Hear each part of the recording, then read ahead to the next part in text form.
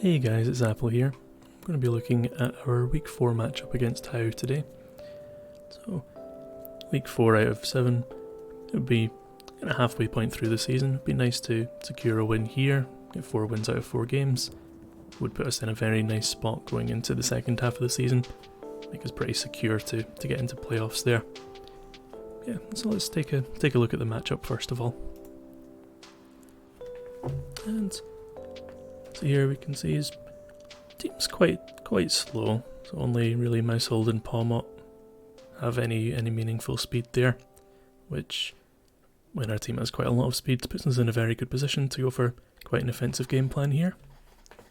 Notably, Barraskewda, while outspeeding his whole team, also really threatens everything with coverage as well. So with the presence of Mousehold, we do kind of want to have a Rocky Helmet user on our team somewhere. Just something to be able to switch into the population bomb and take down Mousehold. Just using the recoil there. Do need to also be mindful of Revival Blessing from Palmot. So do need to be very mindful of the fact that anything we do take down could very well come back at half HP and would need to be taken care of again. Notable thing here as well is Tinkaton does not really have anything to hit Magnezone other than Bulldoze if it potentially brings that. But even there we can potentially maneuver around that by terastallizing into a fire type to only take half damage from Bulldoze to take half times. It's still super effective, but not 4 times effective. So potentially there's some trapping shenanigans we can do there. His hazard game seems to be pretty entirely based around Great Tusk, which means that Toadscruel has quite a good matchup here, because it is able to threaten Great Tusk with a Grass Knot. Can Rapid Spin again against his any rocks he does manage to get up, and Tinkaton, which is his other Stealth Rock user, is threatened by Earth Power as well, so that would be quite useful to have here. Also setting T-Spikes here would be useful. As mentioned, Great Tusk is the only hazard removal there, so if we can get some T-Spikes down, forces it to poison itself or bring heavy duty boots if it wants to clear those, because his poison type is a levitator, so he needs to spin or defog to get rid of the T-Spikes, and being able to poison things like Umbreon, Goodra would be useful. Tauros seems like a good bring here as well, just to be able to switch into Gyarados. Gyarados, without being able to Terra Flying, doesn't really have a way to get around Tauros, and it threatens it back either with a Wild Charge, or if he does Terra into a Ground type, at that point he's then weak to our Stab Water moves and also loses the resistance to Body Press. Skeledirge actually has a very threatening potential Scarf set here. A lot of his mons are very kind of weak on the special defense sides, so Torch Song can potentially do some threats here. The Choice Scarf, even while modest, it should outspeed his whole team there. So if it manages to get going with some Torch Song boosts, it can start to really threaten things. Do need to watch out for Flash Fire Ceruledge with that set, but it does threaten to fire off a Shadow Ball as well if it's switching in there. Goodra as well can cause some issues there, but notably our Skeledirge could Terra into a Fairy and use some Terra Blasts there, and his Fairy answers are not too strong, especially if our game plan with Tinkaton is to trap that and kill it with Magnezone. And on that note, yeah, he does struggle to deal with Fairies there, so Screamtail has potential to do some damage there as well. Well, let's take a look at what we put together. So sure enough, we started with this Choice Scarf Skeledirge set. Chose to run Blaze instead of Unaware, because potentially get put down into Blaze range and then suddenly our Torch Song is even more threatening while gathering those boosts. Torch Song, Shadow Ball and Terra Blast seem like the obvious brings there, and then Scarf Will-O-Wisp is a nice emergency button to burn something before it gets a chance to go off. Screamtail's set is a bit strange here. So we did want to kind of go for some setup set with the Screamtail. As we mentioned, it seems quite weak to strong fairies there. So with this set, the idea was to try and bulk up on something that couldn't really threaten it, and then use Play Rough just as a generally good move against this team. Drain Punch to keep us healthy, and Substitute allows it to substitute in front of the Tinkaton to tank a Gigaton Hammer, and then have a turn free after that to be able to either bulk up again, Drain Punch, and then use Substitute again when he's able to use Gigaton Hammer again, to avoid the move that can hit it super effectively. So, not really because he has an Arboliva, and we have leftovers, with the potential for Grassy Terrain to be up, it's quite handy for our HP number to be divisible by 16, just to maximise the recovery with that. So we maximise their HP with that in mind. Enough attack to secure a 2-hit KO against a lot of key mons when we're at +2 after 2 bulk ups. Enough speed to outspeed up to Haunter, I believe we were outspeeding there, just for relevant mons we want to outspeed, and then the rest in special defense. So Tauros was again just something we wanted to bring to be able to check the Gyarados. Stabs with Raging Bull and Body Press, Raging Bull being able to break screens if Grimmsnarl comes, and then Bulk Up is just generally nice to boost attack and defense, and Wild Charge to be able to hit the Gyarados back if it doesn't Terrastalize. So, again, we wanted HP divisible by 16 even though we're Rocky Helmet, which does allow it to switch in and check the Mouse Hold as well, and kill the Mouse Hold with Intimidate and Rocky Helmet. But the HP divisible by 16 maximises the Grassy Terrain recovery, because Arboliva is a reasonable switch in onto our Raging Bull. And enough speed to outspeed up to Haunter again. The rest of the investment in defense just to maximise body press damage. Barraskewda, we just wanted as threatening as possible. Life Orb can afford to go Adamant because it doesn't need to have too much speed investment to outspeed up to Mouse Hold. And then just Stab Liquidation, Close Combat Psychic Fangs for coverage, and Aqua Jet for Scarfers, revenge killing anything that's going fast, things like that. With Barraskewda's HP value, we wanted to have a Life Orb number, so an HP number ending in 9, just so that if things like Pawmot uses Fake Out, it's taking as little damage relatively from the Life Orb as possible, so that it's not as threatened by the Fake Out. And notably, if we Terra Water with a Life Orb, Aqua Jet Oko's both Cerule Edge and Haunter, so the only thing that could potentially outspeed this Barraskewda would be a Scarf Gardevoir, which takes about 70-80% from a Terra Water Aqua Jet Life Orb with Life Orb, so put us in a very good position to, even if he did have mons that were faster than this, be able to still have options to kill them.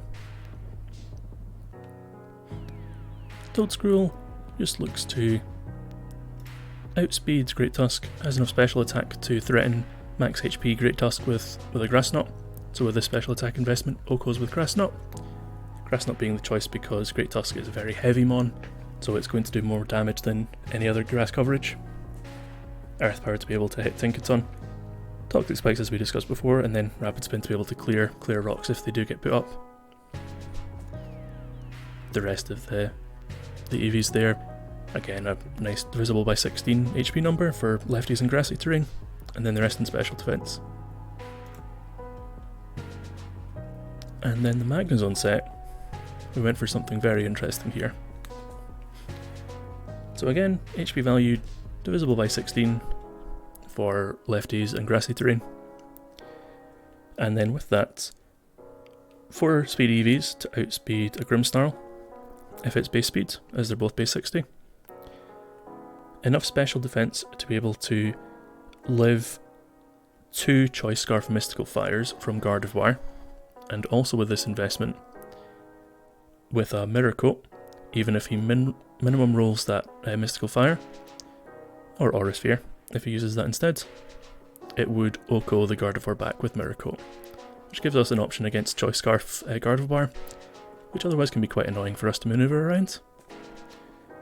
Then the idea is with Magnet Pull to trap in Tinkaton, which can't hit it, Iron Defense up to +6 defense, rest so that we can get to full health, because against Tinkaton it's likely going to knock us off, so we're not going to have leftovers recovery, so it'd be nice to be able to get back up to full health, tank a couple of knockoffs which aren't going to do very much damage, and then Oko with Body Press and start to threaten other things now that we have a relatively healthy Magnezone with +6 defense. It does get threatened by, if he brings both Swords Dance and Bulldoze on Tinkaton, then he can start to threaten to break through that, but at that point that's already 2 move slots dedicated to just the Magnezone, so it doesn't pose much of a threat to the rest of our team at that point. He could also run Shed Shell on the Tinkaton, which would be annoying, but at that point we can still threaten things with Body Press, and then, as I mentioned before, use the Mirror Coat for the Gardevoir too. But let's take a look at the game. So, his brings were mostly what we were expecting. Slightly surprised to see no Ceruledge, felt like that would have been a very good bring to us, but outside of that, kind of just brought his 6 best mons, I think. So here, we were expecting a Great Tusk lead to try and get rocks up, so we wanted to lead the Toedscruel just to be able to threaten that out. Even if he does Terra Fighting on round 1, the Grass Knot would still do 50 to 60% to max HP Great Tusk, so it would still put it in a position where it could be revenge killed by like a Torch Song Skeledirge, which at that point is +1 Choice Scarf Skeledirge. There's no Flash Fire Ceruledge, so it can start to threaten a lot of his team there. And it also means that there's no Terastallization to worry about if he does do that play. He does, however, lead with Gardevoir, which is strange. So we were expecting... It does make sense actually though, because if he's expecting us to lead the Toedscruel to contest the Great Tusk, he might want to lead something that can potentially try and threaten this. So because he's done this, and given the rest of his team, we're expecting a Scarf Gardevoir here, because without a Scarf Gardevoir here, half of our team outspeeds his whole team, and also it might want to outspeed this if he's leading this against the Toedscruel. Here, I think we just want to get T-Spikes up. We're able to tank a hit against this pretty comfortably. So if we can get the T-Spikes up, we can get a poison onto things like Great Tusk if he tries to switch in to clear this, or ideally a Arboliva to make that a bit less threatening as well. So he does press Psychic, which reveals him to be Choice Spec Psychic, which is annoying as far as that we've taken more damage on Toedscruel as we would have liked, but it does mean that we don't need to worry about him being faster than things like Barraskewda and Skeledirge. It does make it kind of annoying for us to deal with immediately though. So we're between just sacrificing Toedscruel, which doesn't seem too useful. We do want to keep it for the Great Tusk. Alternatively, he is locked into Psychic, so we can kind of just go into Screamtail and start boosting with Bulk Up here. So we do that. We go into Screamtail, we get crit by the Psychic, which is annoying, but doesn't affect it too much. And here, I think we just want to bulk up and start boosting here. So Tinkaton does come up, fairly predictable here. We could go straight into Magnezone here, but we don't really have too much information yet about what this Tinkaton is doing. So we kind of just want to press Substitute for Gigaton Hammer and just see what this does.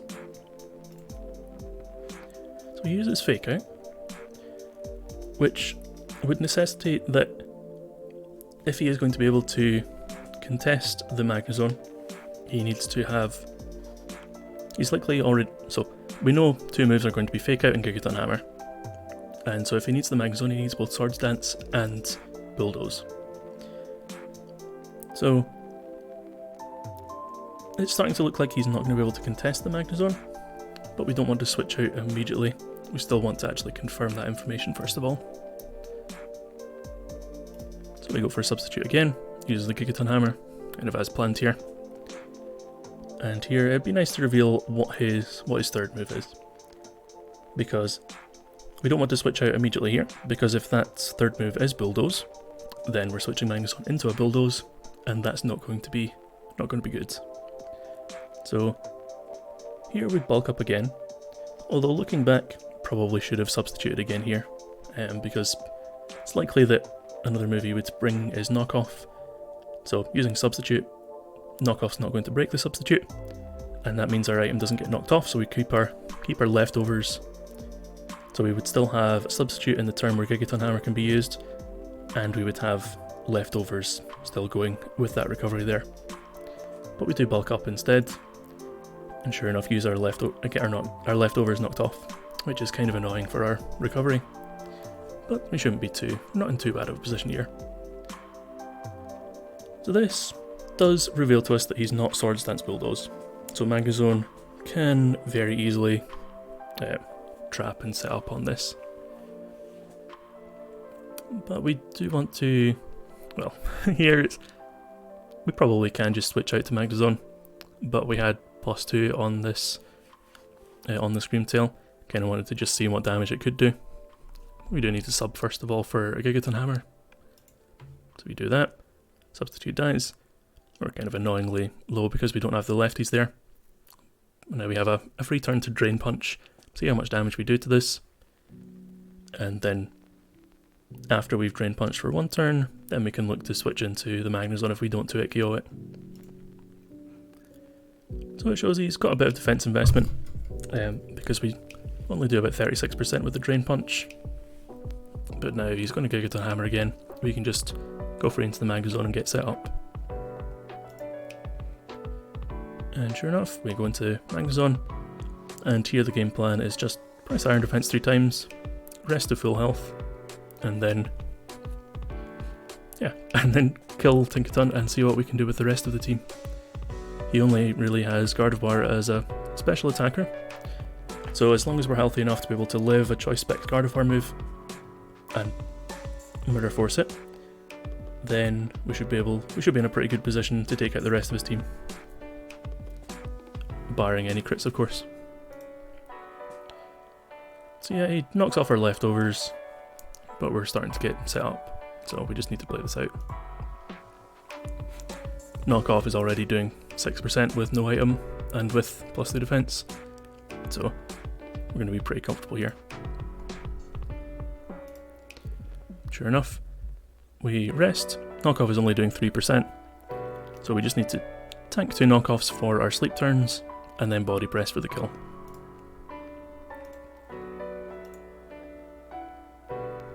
And so we do get the kill onto Tinkaton, so now we're at a position where we're 91% health, +6 defense, and Great Tusk does come in. It obviously does threaten with a ground move. With body press, if he uses Headlong Rush and he's an offensive spread, then body press will kill at this range. After Great Tusk goes into -1 defense from the Headlong Rush. If he's not offensive Headlong Rush, then we can tank a Headlong Rush or an Earthquake while we're still a ground and electric type, and then potentially look to Terra Fire to be able to live and rest up to full health again. But we don't want to invest the Terra just yet, because if he is an offensive type, then the damage we would take, well, an offensive spread, then the damage we would take from the Headlong Rush would put us in a position where we couldn't then survive the Specs Gardevoir. So it would involve us investing the Terra for the same or worse outcome from if we were to not invest it just yet. So he is a defensive spread with Headlong Rush, so we don't quite get the kill with body press, but we take 50% from the Headlong Rush, so if we Terra Fire, we're only taking about 25%. We can rest up to full, And then worst case scenario is we use one sleep turn while he's switching out, and then tank one move, and then we're able to react on the second move, whether that's a body press or a mirror force if it's the Gardevoir that comes in.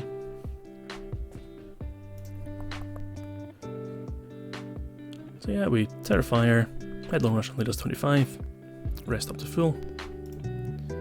Goes out to Gyarados, which is a bit strange. I guess he's expecting us to not have any electric move on this, which is reasonable. But we can still 1v1 this with body press. So, Dragon Dances. I guess to hopefully try and break through if he does manage to get a crit. But here we're just looking to body press. Yeah, we took heal with body press, we're only taking about 25, so 27% here from the waterfall. So we can just go through the same game plan here. Body press here and then look to rest up. So we get a kill with body press, goes into Great Tusk. Here our game plan is the same as a few turns ago. Tank a hit, rest up, and then repeat. So we rest up, back in a position where we're full health at +6 defense. And he decides he doesn't particularly want to play this out, which is fair enough. The game is in a very bad position for him at this point. He has to invest quite a lot to take out this Magnezone, and we still have several threats in the background after that. So, quite a bizarre set, but it seemed, yeah, it paid off. It was very well tailored to abuse his brings there, and then put us into a position where we can kind of easily win the game off of that. Yeah, so that's us after 4 weeks with 4 wins, 3 games left in the regular season, so we're in quite a comfortable spot here. Now the pressure builds on to try and go for that 100% win rate season. Yeah, thank you for watching, guys.